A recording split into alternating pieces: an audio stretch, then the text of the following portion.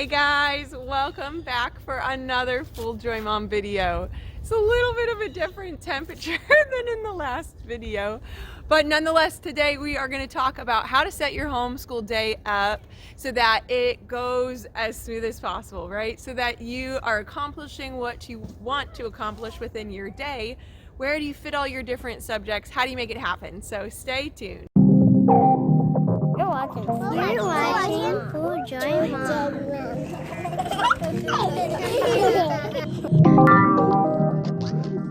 So if you are new here, hi, my name is Dawn Marie. Welcome to Full Joy Mom. I am so excited you stopped by. I'm just going to jump right into it. Except for maybe I'll give you a little bit of background. How many years have been homeschooling? My oldest is 9. I started when he was like 4 doing stuff, or maybe 3. I don't know. So a few years. I have 3 other kids, if I didn't say that already, and they are all in school. This is the 2nd year that they've all been in school, and I've tried different methods of homeschooling them in different styles, and I just like to say that persevering in the mom life is where it's at. I'm telling you, if you will just get up and keep going, you will finally arrive to where you want to be. And that's where I feel like my current homeschool year is. And so I'm just happy to share some tips that have helped me along the way. And one of them is my homeschool flow. So I look at all the different subjects I want to accomplish within my day, and I think about where they will best fit attaching to something that already exists in my life, like waking up in the morning, feeding my children breakfast, my daughter's nap time,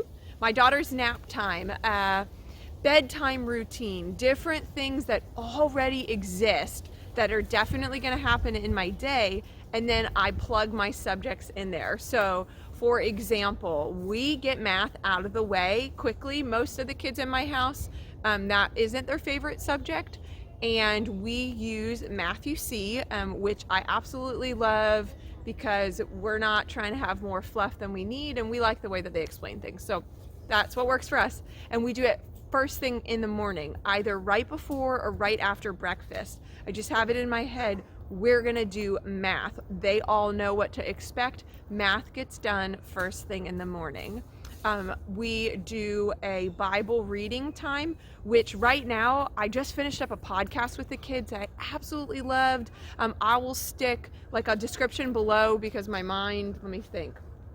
You know what, I'll stick, what's it called? The Big Picture Storybook Bible? Okay, the Big Picture Storybook Bible by Mike Gallio or something like that. I don't know. But at any rate, there's a podcast to it on Spotify that reads the book. I've had the book for years. Okay, hi Charlotte. Thanks, baby. Go play now. Go play.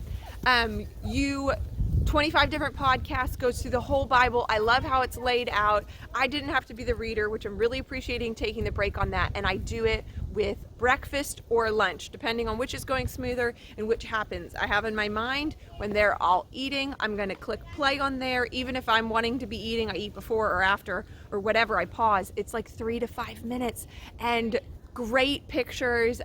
I hold the book in front of everyone and I turn the pages. And we got through the entire, like, the story of the Bible. It was really great the way it was laid out, and it was applicable for all my kids' ages. I would start even younger than mine, actually. So from like 3 to however old. I enjoyed it. I loved it. I loved the way that the stories they picked and how they laid them all out. So Bible is connected with when we eat. At some point in the day when I'm wrapped up everything that I want to have wrapped up in the kitchen, with my own personal morning, I have an old school bell. I believe I've told you about it before. I ring that bell and we have a morning meeting. That morning meeting I talked about, I'll link that video below. It's always changing and evolving what I'm sticking in there, but morning meeting happens so I can plug subjects into there. Before, when I started recording this series, we were outside a bunch with nice weather, and I had specific subjects that I brought with us to the park or with us outside, and I rotated through my kids and had great one-on-one time. That was going to happen every day. That's where I plugged the subject in. And let me give you one more good example. actually 2 more. So nap time is when I do one-on-one reading with my older kids. So as soon as my youngest goes down for a nap, I know I'm gonna pull the kids reading out and we're gonna do reading.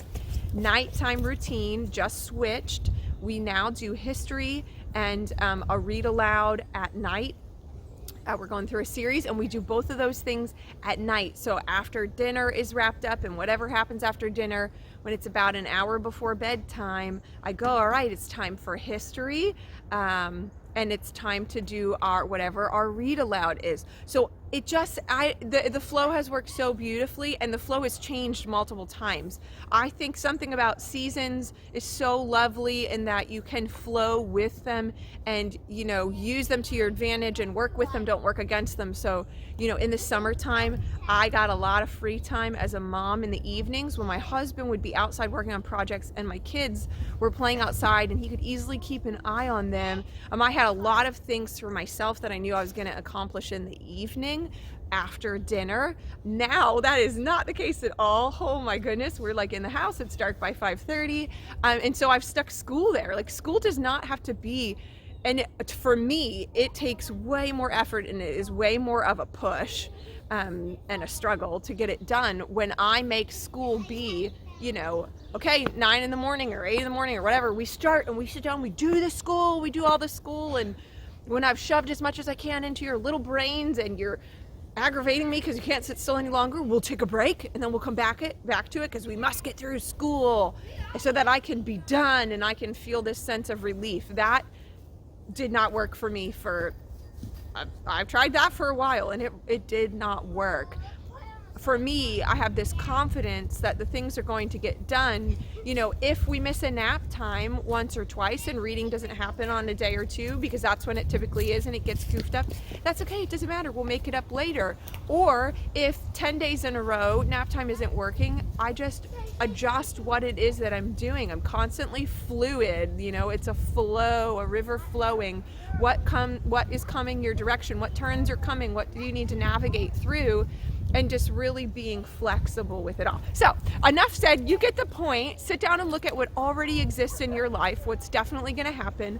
Make a list of the things that you want to happen in your homeschool day, the things that are most important for you to get done. Stick those in the spots first. And then, you know, there's a couple things where it's like, hey, this is either we like to do it enough, it doesn't matter. Like for right now, we're doing Little House on the Prairie and we just love that. So it really doesn't need its own spot because we're going to make it happen because we love it. And so we work for it. And every time we're in the car, we listen to it. And every time we have free time, we're like, we want to listen to Little House. If anyone has any other series that are within those lines, we're on the last book. It's a little bittersweet. We might just start it all over again. But anyways, so, you know, the things that you love that are automatically going to happen, they just jump in whenever. But those things that are core parts of your day that you know you really need to accomplish, get those attached to something else that's definitely going to happen and create your flow. All right, guys, I hope this helped. I hope you enjoyed this video. I love you guys so much. It's such a blessing to have you come and be here. Eliza Lou is saying goodbye. Have a full Joy Mom day. See you later. Bye.